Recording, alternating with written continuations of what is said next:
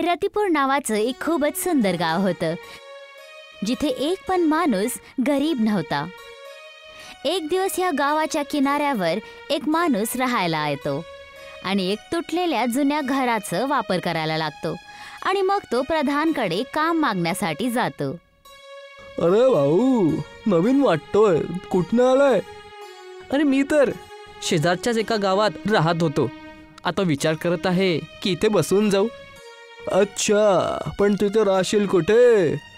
प्रधानजी, मी गावाच्या किनाऱ्यावर एक तुटलेलं घर बघितलं आहे. विचार करतोय की त्यातच राहून घेईल. अच्छा, तर तुला त्या पुराणा झोपडीत राहायचं आहे. काही गोष्ट नाही, राहून घेशील, पण तू या गावात जास्त दिवस नाही टिकू शकशील भाऊ. ते का बरं प्रधानजी? या गावात कुठलाच व्यक्ती गरीब नाही आहे. बस फक्त एक तूच आहे. गावातले तुला अपनावणार नाहीत भावा. अरे प्रधानजी, जेव्हा मी इथे आलो तेव्हा मी इथे खूप सारं धन घेऊन आलो, तर तुम्ही माझ्या घरी बसण्याची चिंता नका करू.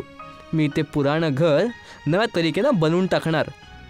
तर मग इथं माझ्याकडे का आला आहे? मला तर वाटलं की कामाच्या शोधात आला आहेस. जी, एकदम बरोबर विचार केला तुम्ही. जेव्हा मी घर बनवून घेईल तेव्हा मला कामाची किंवा एका नवीन दुकान उघडण्याची आवश्यकता पडेल. त्यासाठी तुमच्याकडनं विचार विमर्श करायला आलो होतो. अच्छा, तर ठीक आहे.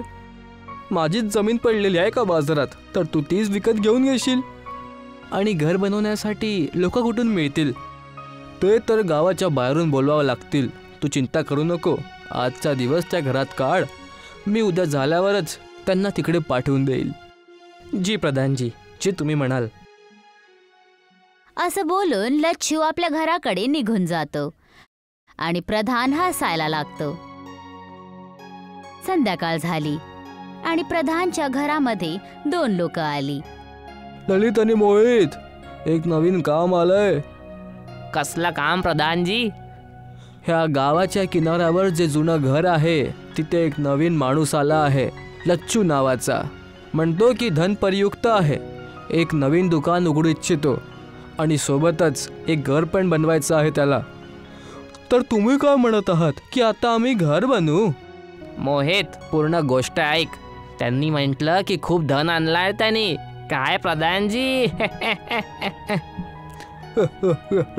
बरोबर ओळखलंस तू. ओ, तर अशी गोष्ट आहे. मग तर त्याचं घर बनवायला आम्ही उद्याच येऊन जाऊ आणि संध्याकाळपर्यंत काम पूर्ण करून टाकू. ठीक आहे, आता कामावर लागा तुम्ही 2 जण. दुसऱ्या दिवशी ललित आणि मोहित लच्छूच्या घराच्या समोर उभे होते. अरे बाबा लच्छू, हेच घर आहे का तुझं? प्रधानजींनी म्हटलं होतं की हाच पत्ता आहे. माहित नाही तुम्ही कुठे आहात. तेव्हा दरवाजा उघडतो आणि लच्छू बाहेर येतो. हां जी दादा, मीच लच्छू आहे आणि हेच घर मी विकत घेतलं होतं. तुम्ही बस याला चांगल्या रीतीनं बनवून द्या. चिंता करू नका, साफ करून देऊ पूर्ण. आता हे बंजर घर वाटू लागेल चकाचक. ठीक आहे दादा, आणि पैशाची चिंता करू नका. मी सगळा पैसा काम झाल्यावरच देऊन देईल. ललित आणि मोहित घराच्या आत घुसताच ते बघतात की तिथे फक्त एक पेटी ठेवलेली होती आणि एक कपड्याची गठरी. ठीक आहे दादा, तर आम्ही काम सुरू करून देतो. हो, तुम्ही दोघं काम करा. काही जरूरत पडली तर मला सांगाल. हो दादा. दोघांना काम करता करता खूप वेळ झाली होती. खूप ऊन पडलं होतं. लच्छू बोलायला लागतो. दादा, मी तुम्हाला दोघांसाठी काही खायला घेऊन येतो. हो दादाजी, आम्हाला भूक लागली आहे. तुम्ही याल तोपर्यंत आम्ही आजचं काम पूर्ण करून घेऊ. हो, पूर्ण साफ करून देऊ. हो हो, ठीक आहे दादा, तुम्ही दोघं काम करा. मी आत्ताच आलो. लच्छू तिथून असं बोलून निघून जातो. दादा, दादा हा तर गेला. आता आपण अस्सल काम सुरू करू. काम तर आल्यावरच झालं होतं मोहित. ते कसं दादा? ते बघ, फक्त एक संदूक ठेवला आहे आणि एक बक्सा ज्यात कपडे दिसत आहे. अजून कुठलं सामान ह्या माणसानं नाही ठेवला आहे. अच्छा, तर मग तो खजाना नक्की त्या संदुकेतच असेल. तुम्ही तर खूप हुशार आहात दादा. चल मोहित, साफ करून टाकू. दोन्ही भाऊ मिळून त्या संदूकला उघडतात. त्यांना सोन्या चांदीचे सिक्के भेटतात. दोघे जण पूर्ण संदूक उचलून तिथून पळून जातात. अरे बाबा ललित मोहित, कुठे गेले तुम्ही दोघं? मी जेवण घेऊन गेलो. लच्छू चोहीकडे डोकं फिरून बघायला लागतो, पण त्याला कुठेही कोणच दिसत नाही. मग तो बघतो की त्याची पेटी गायब झालेली आहे. हे बघून तो रडायला लागतो. अरे लुटलो, मी बर्बाद झालो. माझ्या पूर्ण जीवनभराची मेहनत चालली गेली. आता मी काय करणार? लच्छू प्रधानच्या घरी जातो. प्रधानजी, प्रधानजी. काय झालं भाऊ, तू रडत का आहे? सगळं लुटलं, मी लुटलो. थोडं शांत हो आणि मला पूर्ण गोष्ट सांग. तुम्ही ज्या 2 माणसांना आज पाठवलं होतं, त्यांनी माझा सगळा पैसा, माझ्या जीवनभराची पूर्ण कमाई चोरी केली आणि तिथनं पळून गेले. हे कसं होऊ शकतं? काय त्या दोघांनी सगळे पैसे चोरी केले? किती पैसे होते त्या संदूकमध्ये? खूप पैसे होते. माझ्या जीवनभराची कमाई होती त्यात. मी आपली सगळी जमिनी आणि घर विकून ते पैसे घेऊन आलो होतो की ह्या गावात येऊन एक नवीन आयुष्य सुरू करील. सोन्या चांदीचे खूप सिक्के होते त्यात. अच्छा, खूपच दुःखद गोष्ट झाली ही तर भावा. थांब, मी पाणी आणतो तुझ्यासाठी. जसंच प्रधान उठून पुढे वाढतो, त्याच्या खिशामधून एक सोन्याचा सिक्का खाली पडतो. लच्छू त्याला उचलतो आणि खूप ध्यानपूर्वक त्याला बघायला लागतो. प्रधानजी, हा सिक्का माझा आहे. म्हणजे तुम्ही पण ह्या खेळात मिळालेले आहात. मला माझे पैसे वापस करा. अच्छा, तर तुला शेवटी माहीतच पडलं. काही गोष्ट नाही. जर आता माहीत पडलंच आहे तर काय केलं जाऊ शकतं? बाहेर या ललित आणि मोहित. ललित आणि मोहित दोघे जण तिथे येतात. तुम्ही तिघं मिळून आहात, मी समजलो. चुप्पण कर भाऊ. पैसाचा एवढा मोह चांगला नाही आहे, म्हणून आम्ही तुझ्याकडून ते घेऊन घेतले.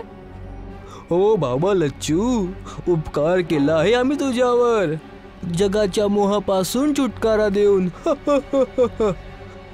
जा, फेकून द्या याला. ललित आणि मोहित त्याला घराच्या बाहेर टाकतात. चल जायत ना. आता परत दिसशील लोक प्रधानजीकडे. हो. लच्छू रडत रडत जंगलकडे जाऊन खाली बसतो. तेव्हा तिथे एक भिकारी येतो. का रे भाऊ, रडत का आहेस? तुला नाही समजणार. एका भिकाऱ्याला एक दुसरा भिकारी नाही समजणार तर ते व्यर्थ आहे भावा. मी भिकारी नाही आहे. माझे सगळे पैसे ह्या गावाच्या प्रधानांना चोरी केले आहे. तर झाला ना भिकारी तू पण. हो, बहुतेक तू बरोबर बोलतोयस. आता मी काय करू, मला काही समजत नाही आहे. मला काही पैसे देऊन दे तर मी तुझी मदत करू शकतो. आता भिकारी म्हणून चिडवत होता आणि आता पैसे मागतोय. गजबची माया आहे. समजतो, पण भूक इतकी लागली आहे की काय करू. लच्छू आपल्या खिशामधून सगळे पैसे काढून त्याला देऊन टाकतो. बस हे शेवटचे पैसे उरले होते माझ्याकडे. सगळे पैसे देऊन दिले मला आणि स्वतःसाठी काही का नाही ठेवलं? तू पण तर त्रासात आहे. मी तर आज जेवण जेवलं होतं. तू पण जेवून घेशील याच्यातून. काय मागतो मी पण तुला ते देणार. माझं बोललेलं खाली जात नाही, तर विचार करून मागशील. बहुतेक तू खोटं नाही बोलत आहे, पण तरी पण सध्या मी या हालतीत नाही आहे की काही विचार करू शकेल आणि मागू शकेल. आपल्या इच्छेप्रमाणे जे योग्य वाटेल ते देऊन दे. ठीक आहे, तर ज्या घरात तू राहत होता तिथे एक खुफिया महल येऊन जाणार. काय खरंच? एवढं भव्य घर तू मला का देतोय? मी ह्या सगळ्या गोष्टींपासनं दूर आहे भावा. मी ना कोणापासनं भीक मागतो ना कोणाला काही देतो. जे दानमध्ये मिळतं ते बिना काही म्हणता स्वीकार करून घेतो. तुला मी मागितलं होतं तर तुला परत करून टाकलं. तेव्हा भिकारी तिथे एक पेटी प्रकट करतो आणि लच्छूला देऊन टाकतो. ही संदूक कसली आहे? भाऊ, ह्या संदूकमध्ये अनगिनत पैसे आहे, ज्यानं तुला कधीच पैशांचा अभाव नाही होणार. तुझ्या व्यतिरिक्त जर कोणी पण ह्या संदूकला उघडेल तर तो याच्यात कैद होऊन जाणार. तुमचा खूप खूप धन्यवाद महाराजजी. अरे भाऊ, चिंता का करतो? देवाचं नाव घे आणि काम कर, मग जे व्हायचंय ते होऊ दे. लच्छू हात जोडून त्या माणसाला प्रणाम करतो आणि त्याच्या गेल्यानंतर आपल्या खुफिया महलकडे परत येतो. जसंच तो दरवाजा उघडतो तर जसं की आतून ते जसं एक महल होतं. वाह, हे तर खरंच एक महलासारखं आहे. लच्छू एकदम अचंबित होऊन पूर्ण महलला बघायला लागतो. तेव्हा त्याला दरवाज्यावर एक आवाज ऐकायला येते. पेटीला खाली ठेवून तो दरवाजा उघडण्यासाठी जातो. दरवाजा उघडतानाच ललित मोहित आत घुसून येतात आणि एका सेकंडसाठी एकदम अचंबित राहतात. हे काय आहे? कसं? कुठून? कधीपासनं? काय काम आहे? आता का आले आहात इथं? प्रधानजी! प्रधान पण घराच्या आत येतो. काय आहे? तुम्हा तिघांना आता काय हवंय माझ्यापासून? दिव्य दिव्य आहे हे भवन. कुठून मिळालं हे तुला? तुमच्याशी मतलब? आपल्या कामाशी काम ठेवा आणि जा इथनं आता. ह्या घरावर मी कब्जा करून टाकील काही दिवसापासनं. आणि हे संदूक जे तिकडे दिसतंय ना, यात वाटतंय खूप पैसे ठेवले असतील यानी. हो प्रधानजी, बरोबर म्हणत आहात. तसाच संदूक आहे जसा हा घेऊन आला होता. आम्हाला वाटलं फक्त एक आहे याच्याकडे, पण याने तर दुसरा पण लपवून ठेवला होता. एवढं दिव्य खुफिया महल माझ्यासारख्या प्रधानासाठीच बनलं आहे आणि हे संदूक या महलासोबत मिळत आहे. तेच झालं. चला याला उघडूया प्रधानजी. नाही, याला हात नका लावू. याला फक्त मी उघडू शकतो. जर कोणी अजून याला उघडायचा प्रयत्न केला तर माहित नाही काय होऊन जाणार.